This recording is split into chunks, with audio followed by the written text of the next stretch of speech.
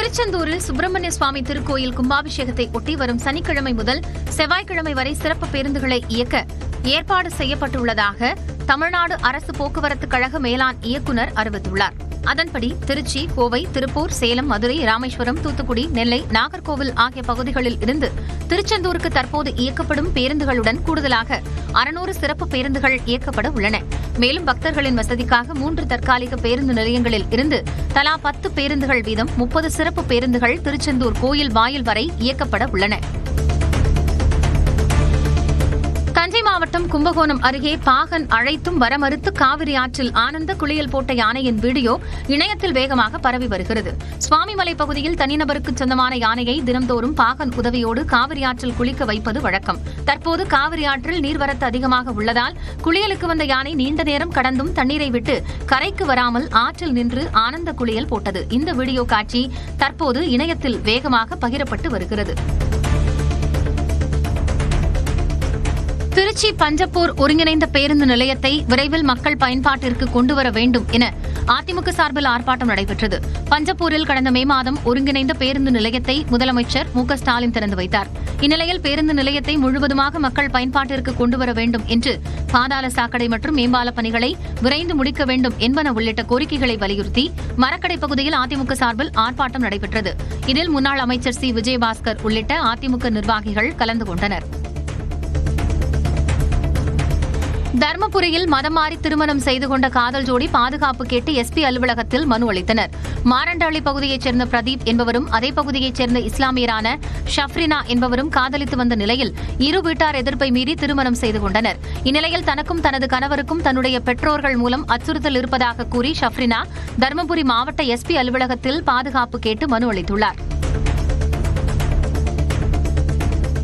அரியலூர் மாவட்டம் செந்துறை அருகே பிறந்து சில நேரங்களே ஆன சிசுவை நாய் கவிச் சென்ற சம்பவம் அதிர்ச்சியை ஏற்படுத்தியுள்ளது. செந்துறை அருகே அசாவீரன் குடிகாடு வடக்கு மாத்தூர் சாலையில் சிமெண்ட் ஆலைக்கு சென்ற டிப்பர் லாரி ஓட்டுநர் நாய் ஒன்று சிசுவை தூக்கிச் சென்றதை பார்த்துள்ளார். இதனை அசாவீரன் குடிகாடு ஊர் மக்களிடம் லாரி ஓட்டுநர் கூறியுள்ளார். இதையடுத்து பொதுமக்கள் நாயை விரட்டி பிடிக்க முயன்றபோது கருவேல மரம் அடியில் சிசுவை போட்டுவிட்டு நாய் ஓடியது. இந்நிலையில் சிசுவை மீட்ட போலீசார் சிசு இறந்தே பிறந்ததா அல்லது உயிருடன் தூக்கி வீசப்பட்டதால் இறந்ததா, இந்த கொடூர செயலில் ஈடுபட்டது யார் என விசாரணை நடத்தி வருகின்றனர். விசாகப்பட்டினத்திலிருந்து சொகுசு கப்பல் வெள்ளிக்கிழமை வரவுள்ளதால் புதுச்சேரியில் படகுகளை இயக்க கட்டுப்பாடு விதிக்கப்பட்டுள்ளது. 1400 பேர் பயணிக்கக்கூடிய 11 மாடிகள் கொண்ட பிரம்மாண்ட சொகுசு கப்பல் புதுச்சேரிக்கு வெள்ளிக்கிழமை வரவுள்ளது. எனவே காலை 9 மணி முதல் 11 மணி வரையிலும், மாலை 5 மணி முதல் 6 மணி வரையிலும் படகுகளை கடல் பகுதியில் இயக்க வேண்டாம் என கேட்டுக் கொள்ளப்பட்டுள்ளது. தூத்துக்குடி மாவட்டம் விளாத்திக்குளத்தில் ஆணி கொடை விழாவை முன்னிட்டு மாட்டு வண்டி எல்கை பந்தயம் விறுவிறுப்பாக நடைபெற்றது. பாரதி தெருவில் உள்ள செல்வ விநாயகர், காளியம்மன், பைரவர், கருப்பசாமி கோயில்களின் ஆனி மாத கொடை விழாவை முன்னிட்டு மாட்டு வண்டி எல்கை பந்தயம் நடைபெற்றது. இதில் திருநெல்வேலி, ராமநாதபுரம், மதுரை, தூத்துக்குடி, சிவகங்கை உள்ளிட்ட மாவட்டங்களில் இருந்து ஏராளமான ஜோடி மாடுகள் கலந்து கொண்டு சீறி பாய்ந்தன. இரு பிரிவுகளாக நடைபெற்ற போட்டியில் வெற்றி பெற்ற மாடுகளின் உரிமையாளர்கள் மற்றும் ஓட்டி வந்த சாரதிகளுக்கு பரிசுத் தொகை வழங்கி கௌரவிக்கப்பட்டது. திருவண்ணாமலை மாவட்டம் நாற்றம்பட்டி அருகே குடும்ப தகராறு காரணமாக இளைஞர் தூக்கிட்டு தற்கொலை செய்து கொண்ட சம்பவம் அதிர்ச்சியை ஏற்படுத்தியுள்ளது. கோதாண்டப்பட்டியைச் சேர்ந்த சக்திவேலுக்கும் அவரது மனைவி ஜெயபிரதாவுக்கும் இடையே அடிக்கடி தகராறு ஏற்பட்டு வந்ததாக கூறப்படுகிறது. இந்நிலையில் ஜெயபிரதா 6 மாத காலமாக அவரது அம்மா வீட்டில் வசித்து வருவதால் மன உளைச்சலில் இருந்த சக்திவேல் தூக்கிட்டு தற்கொலை செய்து கொண்டார். சென்னை மெரினா கடற்கரையில் அமைக்கப்பட்ட மாற்றுத்திறனாளிகளுக்கான மரப்பாதையில் சில இடங்களில் சேதம் ஏற்பட்டதால் அதனை சீரமைக்கும் பணிகள் நடைபெற்று வருகின்றன. மெரினா கடற்கரையின் அழகை மாற்றுத்திறனாளிகளும் ரசிப்பதற்காக 1.14 கோடி ரூபாய் மதிப்பீட்டில் 263 மீட்டர் நீளமும் 3 மீட்டர் அகலத்துடன் வனப்பரப்பிலிருந்து 1 கிலோமீட்டர் உயரமும் கொண்ட மரப்பாதை கடந்த 2022ஆம் ஆண்டு திறக்கப்பட்டது. சக்கர நாற்காலிகளை பயன்படுத்துவோர் இந்த நடைபாதை வழியாக சிரமமின்றி சென்று வந்தனர். இதனை மாற்றுத்திறனாளி அல்லாதவர்களும் அதிகமாக பயன்படுத்தியதால் மரப்பலகை பழுதானது. இதையடுத்து அதனை சீரமைக்கும் பணிகள் நடைபெற்று வருகின்றன. சென்னை மதுரவாயலில் முன்னாள் காதலியுடன் ஒன்றாக எடுத்த புகைப்படங்களை வைத்து அவதூறு பரப்பிய காதலன் கைது செய்யப்பட்டார். மதுரவாயலைச் சேர்ந்த இளம்பெண் ஒருவர் நவீன் என்பவரை காதலித்து வந்துள்ளார். இவர்களின் திருமணத்திற்கு இரு வீட்டாரும் ஒப்புதல் தெரிவித்த நிலையில் நிச்சயதார்த்தமும் நடந்துள்ளது. இதற்கிடையே நவீன் போதை பழக்கத்திற்கு அடிமையானவர் என தெரிய வரவே அந்த பெண் திருமணத்தை தடுத்துள்ளார். இதனால் ஆத்திரமடைந்த நவீன் இருவரும் காதலித்த போது சேர்ந்து எடுத்துக்கொண்ட போட்டோக்களை அப்பெண்ணின் நண்பர்கள் மற்றும் உறவினர்களுக்கு அனுப்பி அவதூறு பரப்பியுள்ளார். இது தொடர்பாக பாதிக்கப்பட்ட பெண் மதுரவாயல் காவல் நிலையத்தில் அளித்த புகாரின் பேரில் நவீனை போலீசார் கைது செய்து சிறையில் அடைத்தனர். கோவை பேரூர் பட்டீஸ்வரர் கோவிலில் நடிகை சினேகா கணவர் பிரசன்னாவுடன் சாமி தரிசனம் செய்தார். பேரூர் பட்டீஸ்வரர் கோவிலில் ஆனி மாதம் 10வது நாள் நிகழ்வாக ஆனி திருமஞ்சனம் நிகழ்வு நடைபெற்றது. இந்நிலையில் கோவிலுக்கு வந்த சினேகா பிரசன்னா தம்பதியுடன் பக்தர்கள் செல்ஃபி எடுத்து மகிழ்ந்தனர். திருவாரூர் மாவட்டம் குடவாசல் அருகே மதுபோதையில் பள்ளி மாணவிகளை கேலி செய்த 3 இளைஞர்கள் போக்சோ சட்டத்தின் கீழ் கைது செய்யப்பட்டனர். சரபோஜி ராஜபுரம் கிராமத்தில் உள்ள அரசு மதுபான கடை வழியாக சென்ற பள்ளி மாணவிகளை மதுபோதையில் 3 இளைஞர்கள் கேலி செய்ததாக தெரிகிறது. இதனால் ஆத்திரமடைந்த அப்பகுதி மக்கள் மதுபான கடையை இழுத்து மூடினர். இதையடுத்து பாதிக்கப்பட்ட மாணவி அளித்த புகாரின் பேரில் பேரளம் போலீசார் வடுகக்குடி பகுதியைச் சேர்ந்த மணிமாறன், அஜய், சந்தோஷ்குமார் ஆகிய 3 பேரை போக்சோ சட்டத்தின் கீழ் கைது செய்தனர். கோவை மாவட்டம் மதுக்கரை ஒன்றியத்திற்கு உட்பட்ட பகுதிகளில் நடைபெற்று வரும் வளர்ச்சிப் பணிகளை ஆய்வு செய்த ஆட்சியர் பவன்குமார் அரசு பள்ளி மாணவர்களுக்கு பாடம் எடுத்து அசத்தினார். மயிலேறிப்பாளையம் ஊராட்சி ஒன்றிய தொடக்கப்பள்ளிக்கு சென்ற ஆட்சியர் பவன்குமார் பள்ளியில் உள்ள வசதிகள் குறித்து ஆய்வு செய்தார். இதையடுத்து 5ஆம் வகுப்பு மாணவர்களுக்கு பொது அறிவு தொடர்பாக பாடங்களை நடத்தி வினாக்களை எழுப்பினார். மாவட்ட ஆட்சியரின் கேள்விக்கு மாணவர்களும் உற்சாகத்துடன் பதிலளித்தனர்.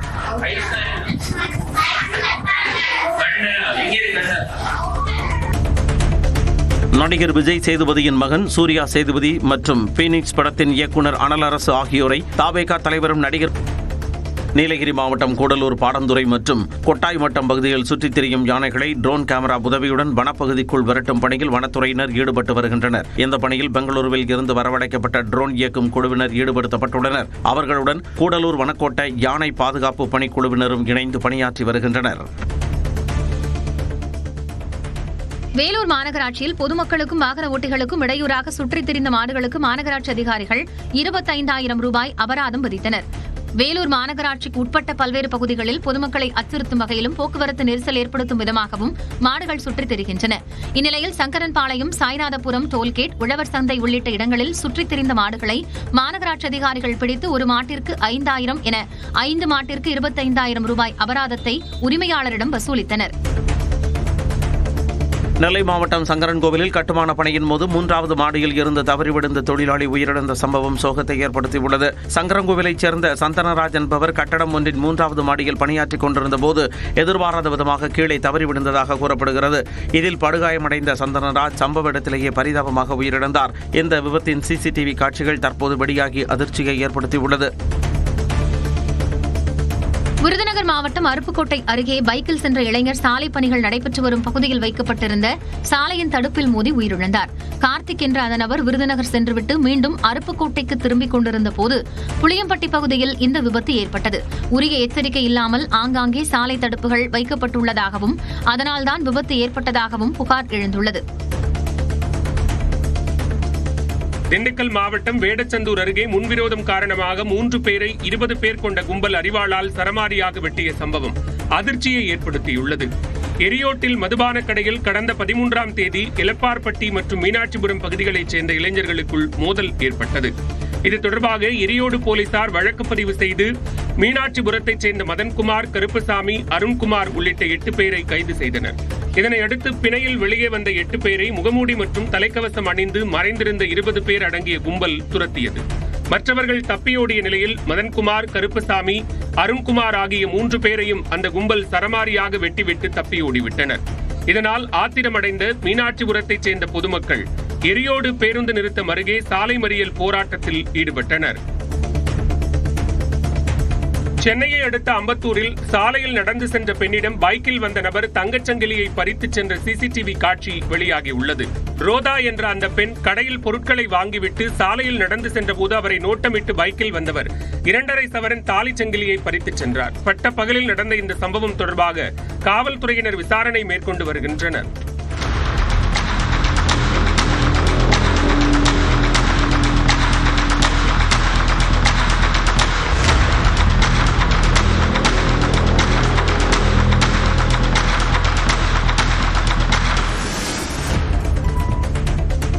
நெல்லை மாவட்டம் வள்ளியூரில் கொடுத்த பணத்தை உறவினர் திருப்பித் தரவில்லை என கூறி இளம்பெண் ஒருவர் செல்போன் டவர் மீது ஏறி போராட்டத்தில் ஈடுபட்டதால் பரபரப்பு ஏற்பட்டது. ஜெயமீனா என்பவர் தனது உறவினரான பெரியசாமியிடம் 6 மாதத்திற்கு முன்பு நிலம் வாங்கி தரும்படியும் 3 லட்சம் ரூபாய் வழங்கியதாகவும் அதை அவர் திருப்பித் தராமல் ஏமாற்றியதாகவும் கூறப்படுகிறது. இதனால் மனமுடைந்த ஜெயமீனா ஊரின் மையப்பகுதியில் அமைந்துள்ள செல்போன் டவரில் ஏறி போராட்டம் நடத்தினார்.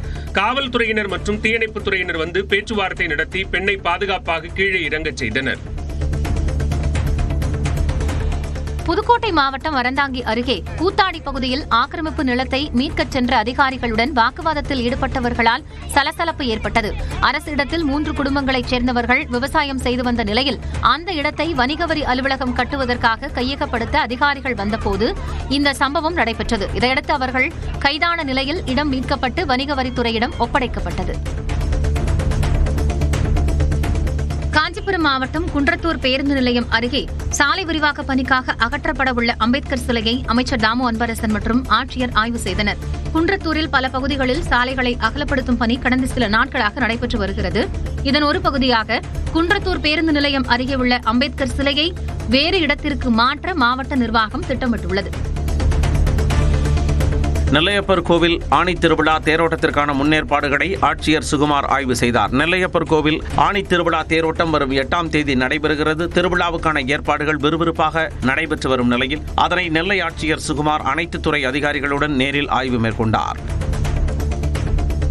நீலகிரி மாவட்டம் கோத்தகிரியில் ஊருக்குள் குட்டியுடன் உலா வந்த தாய் கரடியால் மக்கள் அச்சமடைந்துள்ளனர். சில நாட்களுக்கு முன் ஊருக்குள் புகுந்த 2 கரடிகள் கூண்டு வைத்து பிடிக்கப்பட்டு வனப்பகுதியில் விடப்பட்டன. இந்நிலையில் மீண்டும் ஊருக்குள் வந்த கரடிகள் வாகனத்தை கண்டதும் வேகமாக ஓடும் காட்சிகள் வெளியாகி பரபரப்பை ஏற்படுத்தியுள்ளது.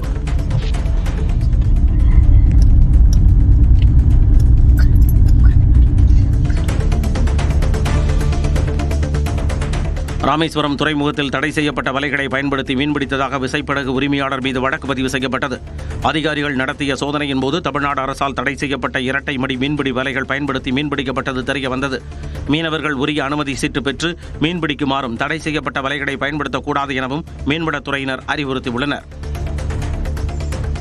சென்னை ஓஎம்ஆர் சாலையில் உள்ள துறைப்பாக்கம் சிக்னல் அருகே தேங்கி நிற்கும் கழிவுநீரால் நடந்து செல்லும் மக்கள் கடும் அவதியடைந்து வருகின்றனர். இந்த பகுதியில் கால்வாயில் அடைப்பு ஏற்பட்டுள்ளதால் கழிவுநீர் வெளியேறி சாலையில் தேங்கி நிற்கிறது. அடைப்பை சரி செய்து கால்வாயில் கழிவுநீர் சீராக செல்ல வழி செய்ய வேண்டும் என்று கோரிக்கை எழுந்துள்ளது.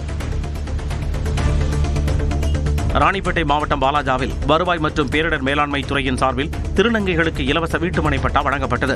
கத்திரிக்குப்பம் பகுதியில் தேர்வு செய்யப்பட்ட இடத்திற்கான வீட்டுமனை பட்டாக்களை திருநங்கைகளுக்கு கைத்தறி மற்றும் துணிநூல் துறை அமைச்சர் காந்தி வழங்கினார். முன்னதாக இந்த நிகழ்ச்சிக்கு வருகை தந்த அமைச்சர் காந்தி மற்றும் ஆட்சியர் சந்திரகலாவை திருநங்கைகள் உற்சாகத்துடன் ஆர்த்தி எடுத்து மாலைகளை அணிவித்து வரவேற்றனர். சென்னை தாம்பரம் மாநகர காவல் ஆணையரகம் மற்றும் தமிழ்நாடு ஸ்மார்ட் மற்றும் மேம்பட்ட உற்பத்தி நிறுவனம் சார்பாக வேலைவாய்ப்பு முகாம் நடைபெற்றது. சோழிங்கநல்லூரில் உள்ள தனியார் திருமண மண்டபத்தில் நடைபெற்ற வேலைவாய்ப்பு முகாமை தாம்பரம் மாநகர காவல் ஆணையர் அபின் தினேஷ் முடக் தொடங்கி வைத்து வேலை கிடைத்தவர்களுக்கு பணி நியமன கடிதங்களையும் வழங்கினார். திருச்சி மாவட்டம் ஸ்ரீரங்கம் போக்குவரத்து ஒழுங்கு பிரிவு காவல்துறை சார்பாக சாலை விதிகளை கடைபிடிப்பது குறித்து பொதுமக்களுக்கு பள்ளி மாணவர்கள் விழிப்புணர்வு ஏற்படுத்தினர். திருவானைக்கோவில் உயர்நிலைப்பள்ளி மாணவர்கள் போக்குவரத்து காவலர்கள் அணியும் பிரதிபலிப்பு உடையை அணிந்து கொண்டு வாகனங்களை நிறுத்தி வாகன ஓட்டிகளை தலைக்கவசம் அணிய வேண்டும், இருசக்கர வாகனத்தில் 3 பேர் பயணிக்கக்கூடாது, வாகனம் ஓட்டும்போது செல்போன் பயன்படுத்தக்கூடாது என்ற விழிப்புணர்வை ஏற்படுத்தினர்.